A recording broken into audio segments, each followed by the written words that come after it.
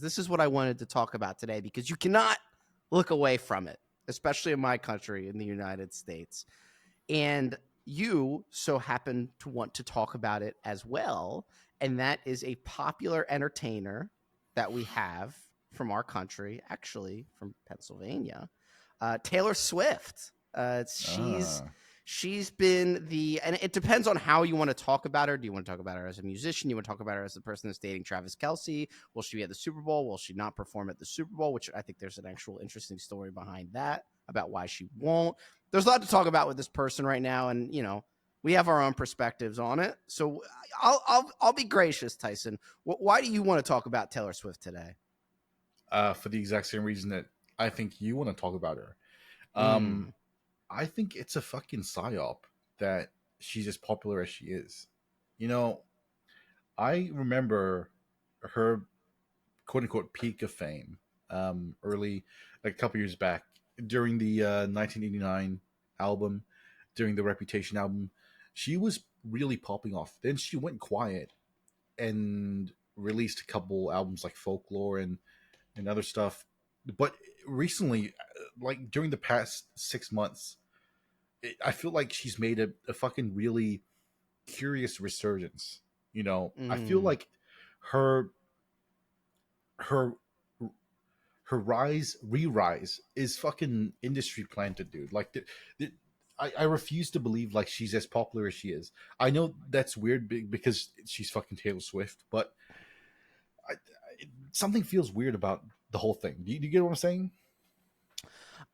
Yeah, I don't think that it is a psyop because I think that there's certain people that have gotten too carried away with that term. It's that they just like to say everything is that now. It says, oh, the favorite term for a lot of people or slogan or saying is give them their bread in circuses. And, it's just like, oh, so entertainment just It's never existed. Entertainment just it's never not even happened. that though. Uh, Like previously, when she was doing like her Shake It Off and Blank Space and all that stuff, she was really popular.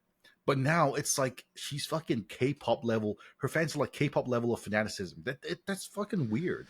You know why? I think it's because her library pre I'll just say what was the one that came after 1989? So Reputation.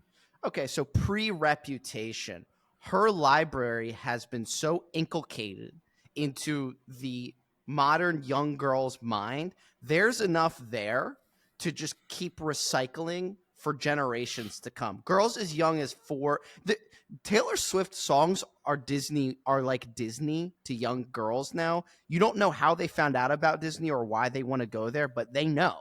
And they know about Taylor Swift in the same way now because she's as popular for a 5-year-old as she is for a 25-year-old. And now, because they're all kind of growing up, a 35-year-old. So there's just this huge cultural storm of people who are having kids that were Taylor Swift fans. Now their kids are Taylor Swift fans.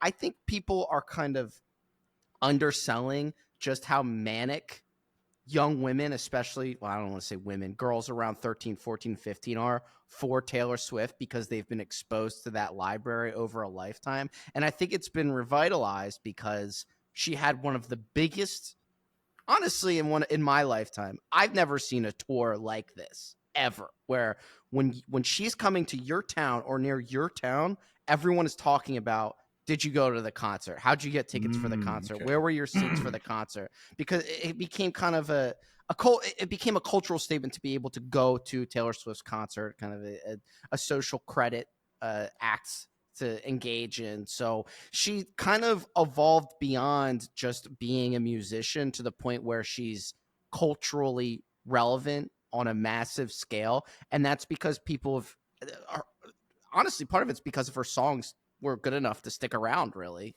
at least for I think women and her general there's something to fans. So that, especially about the concert thing. Because I remember when she came to New Zealand when her album Red was being released. yeah. That was like 2012, right? And I remember listening to the radio, and one of the radio hosts said, "I feel sorry for anyone who attended the Taylor Swift concert the other night because she set the bar so high that any concert that they go to after that, it's going to be far below their expectations." You know? Well, it's yeah. I mean, incredible production value, great performer. Well, put it this way. Apparently, she was like flying with like a cable and all that stuff as well. So that yeah. Exactly. So I remember, and it's funny. I actually enjoy sounding like a boomer as I get older. I remember when I saw Murmur. I remember when I saw Weezer and Foo Fighters and Hot Hot Heat open for them. This is ages ago, more than 15 years ago, I think now. It was the best concert I've ever been to. The giant W kind of getting lower down onto stage. The production was incredible, and they're mainstream. They're lame mainstream bands. You know, they're not kind of niche, or I don't think they're overly talented musicians. But it was an incredible concert. It was a life experience that I never forgot about. And now you have scores and scores of young women that'll have the same thing to say now from seeing Taylor Swift. And just to kind of hone in on it, I pulled it up because I think it's interesting. If you have one good album over your course of your career as a musician that makes national, tops national or international charts, you're going to be known about probably for the next 30, 40, 50 years. Taylor Swift, I mean, I'm just looking at it here. You got Red, Taylor Swift, 1989, Speak Now. Yeah, I guess in terms of sales, she hasn't really had a single dud at all, right? Not only in a sales sense, but until you even got to Reputation, and I'm only saying this because I stopped paying attention to her from that album onward because I didn't think it was that great, and I guess I grew up and I'm not a woman for now. We'll see about that. Yeah, exactly. That's five or six albums that are groundbreaking, life-changing pieces of music for millions of people over the world. Those are just being put into the pantheon of the human mind, of the female human mind for generations. It's going to have an effect. It's like a comeuppance of all of her previous discography is happening to us now. I don't know, dude. With the tour. I still feel like it doesn't explain why, and maybe I'm just seeing this on Twitter, but I feel like the 30 plus and the 25 plus demographic of women, their fanaticism of Taylor Swift has turned up to 11 recently in the past year. Am I imagining that or not? Well, I don't think you're imagining it because you mentioned K-pop, which was a good point. Another thing that's kept Taylor Swift afloat, I don't want to say afloat because that sounds like she's fledgling. Another thing that's elevated Taylor Swift is her fans, and especially their online presence, are disturbed. They let's just say that where their allegiance lies. Okay, they're Taylor Swift absolutists. I remember there was this one conservative personality I followed for a while, then she got kind of annoying, just overly libertarian. Her name was Sarah Gonzalez. She was on The Blaze. She's kind of hot. And she made some post that was taking a poke at Taylor Swift. And it was kind of banal. It wasn't even that bad. And dude, Swifties, they come like a wave. They came like a wave and obliterated her. And this was the first time. She's one of those, I speak my mind conservatives. You can't silence me. I'll never, delete previous things that I've said because I meant what I said. She deleted it. She deleted her post that offended her. She's like, okay, I didn't know they were like that. I'm gonna back out of this one. So that goes to show you the what's kind of a term for that, like Daily Wire kind of like cancel culture, talking about those kinds of things. I don't understand that. She met her match. I don't understand that though. Like, if you're from the Daily Wire and you're trying to be a provocateur, which I know for a fact they are, why would you delete a tweet that's like causing provocation? Because your life starts to become threatened. Your address is out there. You're not able to function daily. I mean, anything that you say or do is dictated by how they respond to it. And all you can do is be quiet and hope that they never come back. So what's going to happen? What's the worst case? Like a fucking fat 35-year-old's going to dox her and show up at her house. Like, okay. I don't until you're talking tough right now.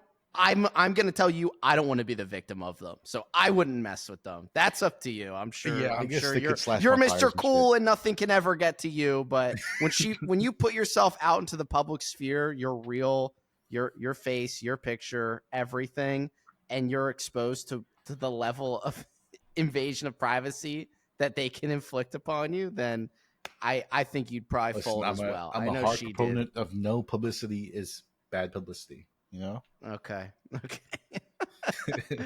I think they could take you down pretty easily. But I mean, they're kind of the same way. They're like K-pop people. They K-pop is kind of around online because it has some acolytes that kind of push it along into the mainstream further and further. And Taylor Swift has had that help.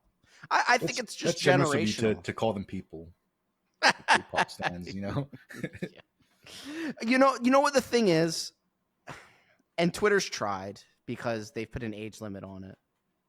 They're all below 8. They're all kids, basically. They're all below 18. The K-pop I'd like to people? think. No, dude. They're like 25 plus. Trust me on this. I'm gonna have to take your word for it. They At least in are the Taylor fucking Swift sense, I think they're obsessed, younger. like younger to middle-aged women. It's so fucking funny, dude. Like, That's weird. like they'll run these fucking fan accounts, get like 100,000 followers and stuff, and they'll just post updates on like each of their favorite K-pop members. It's the funniest shit in the world. And they're like 35, and they're working as a receptionist for some fucking shitty corporation. You know. Well, yeah. You know the problem I have with them is that I don't even They smell bad. I don't even want to poke around. No, it's that if there were artistic merit to K-pop, I would understand that, but I know, it's right? recycled American music, really. It's just they took American music and transmogrified it to whatever their culture is, which is kind of downstream from ours in a lot of ways, and it's just so commercialized to the point where what are you even obsessed with? You know, like what does it even mean? It's like you're putting it all you're basing your life off of a commercial product, really. So, but that gives them their personality, right? And that's kind of what's at the heart of a lot of musical fandom. And I'm going to go on a huge rant at some point about fans in general. I think fans are the most despicable people on the entire planet. The word fan comes from fanatic, which means an obsessive. You're obsessed with something. And it usually means it's because you're lacking within something in your own life that you can't obsess over or improve upon. So that's an entirely different subject. But what I want to say about Taylor Swift is the big conversation here is about her relationship with Travis Kelce, who's a popular tight end on one of the most popular NFL teams, who's been to the Super Bowl a few times. Do you know all that terminology? Do you know what I'm saying, Mr. I do, Warner? unfortunately. Okay. I even know the match for the 12th. Chiefs versus 49ers, right? Yeah, there we go. I got a few 49ers jerseys. I got a Steve Young jersey. I'm obviously an Eagles fan first, but the 49ers have always been my second favorite team. I don't know why, but I just decided that when I was younger. But people are really worked up about Taylor Swift being at these NFL games. And it blows my mind. And it bothers me when people get upset about it because they love going, stop showing Taylor Swift. I just want to see the game. And then when they show the game, they go, oh, these refs are terrible. They don't hit people like they used to. So you're complaining about the game. You're complaining about Taylor Swift. I think you just want to complain about anything. So what they do during these football games is they'll show a clip of Taylor Swift in the booth. And someone went over it. They showed her, these are 2-hour broadcasts usually. They showed her for a total of 30 seconds in the booth, okay, during a 2-hour game, and people are worked up about it. If Taylor Swift weren't there, the camera would just be panning to some random fan that no one wants to see, some fat, ugly lady, or some guy with face paint on. There's no difference there. So I'm not bothered by seeing her at the games, but I'll go a step further than that. In a competition between Donald Trump and Taylor Swift, those two are the most popular people on the planet, I would say. Is there anyone else that comes to your mind as the most popular person on the planet? Kanye. Okay. I think maybe he's in the top 10. I definitely don't think he's in the top 3. Okay. You're just such a 20-something-year-old Asian guy. It's just so funny. I didn't. Excuse me. I didn't make a fucking inclination as to whether I liked Kanye or fucking. I know, but you're just Drake. you just have like a small little world where you think Drake is the most. It's funny to me. Are you retarded? Drake is literally up there with Taylor Swift. No, definitely not. definitely not. Not on the same level. He Not is, not in the same fanatical level. I can't agree. I was gonna say something like Putin. You know, like is Drake more popular than Putin? Yes. Okay. All right. Well, that's not what the conversation's about, anyways. I'll let the audience decide that one because I completely disagree. But put it this way: do you agree that Taylor Swift is in the top 3 most popular people in the world? In the Western world, sure. Yeah. Okay. I'd argue the entire world, but we'll just keep it at Western world. You have the most popular person. You have the most popular person in the world at your dinky little football game in Kansas City, wherever that is. I don't even think that's even in Kansas. I think it's in another state, which is ridiculous. I don't even know. So she's at your game, at your stadium for your football, the most popular person in the world, and you only show her for 30 seconds during a game. That's a gift. I don't see what there even is to complain about. So something tells me that people are angry about something more than just her being shown during the game. I think there's something about her being there that makes them angry. And this is what my theory about Taylor Swift is. And Okay. maybe it kind of plays into what you're saying about her becoming so popular now. She's become a cultural Rorschach test where what people see, when people look at her, they see what they want to see. And part of that is because when it comes down to it, Taylor Swift is pretty inoffensive for a mega celebrity. She's very safe. I think the most unsafe thing she ever did was endorse Joe Biden, which, wow, that was such a huge surprise going into the election. And I think something to do with a local abortion law in Nashville she spoke out about. So she had her little run at political commentary, which is pretty much in agreement with most of the country anyway. So there was nothing special about that. So when people see Taylor Swift on their screen, they get angry about something within their own life. So it could be about, and I've seen some people say like, why is Travis Kelce settling down with a 34-year-old girl? So he's angry about the divide between men and women and settling down. And he has this manosphere kind of soliloquy to give us about Taylor Swift. Or some people say like, I just want to watch football. So you're angry about the state of football. Or you see Taylor Swift and you think about the vaccinations. Oh, she's dating Travis Kelce, who does Pfizer commercials. So now it's about vaccinations. And the reason people can do this because Taylor Swift doesn't really give them much else to describe her with, because she doesn't really do that much. She's like a blank slate for people to just kind of push whatever they're thinking onto her. And it's like, she shouldn't even be so incredibly popular for just how plain she is, especially socially. So it kind of surprises me that people get so worked up about such a person that really has. Back in the day, when you were a popular musician, you were banging underage girls, you were doing drugs, you were saying ridiculous stuff days. whenever you're good old days, right? Yeah, sure. So now, but with Taylor Swift, this is like kind of like what you're saying. This is the new corporate, curated, approved celebrity TM. You know what I mean? So yeah. People are kind of using her as a vessel to just see what they want to see. And it's kind of telling when people just start talking about what they think about Taylor Swift and how it impacts their lives personally in some strange way, using some culture war angle. It kind of says a lot about her effect and really the people's state of mind, So it's interesting to watch it all unfold. I think I have to agree with you on the fact that people that complain about Taylor Swift are losers. But here's my take on it, right? I'm fully with you if the game we're talking about is American football.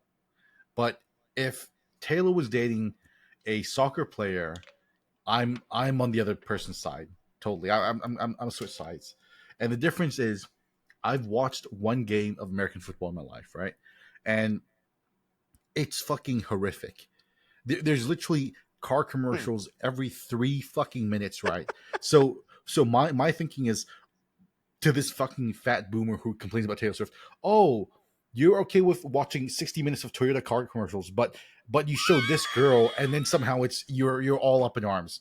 Why did you complain about the fucking commercials first? Fucking fat ass retard. Yeah, That is a good point. And I But can't. if it's soccer and they're fully showing the game, there's only commercials during halftime.